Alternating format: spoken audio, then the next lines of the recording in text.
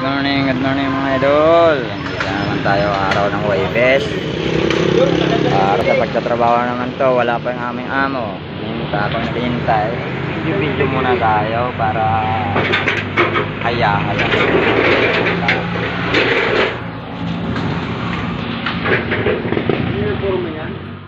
Good morning mga idol. Sana huwag tayo magsawa sa mukha kong pangit sa kapanood. Ilang araw na lang po ay New Year na, matatapos na ang ating bagong taon. Araw ng Huwebes, ilang tulog na lang, mag New Year na.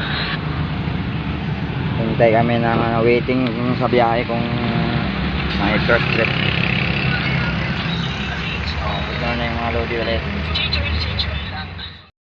January, renewal man ng NBI. Lalakad na naman sa January ng mga requirements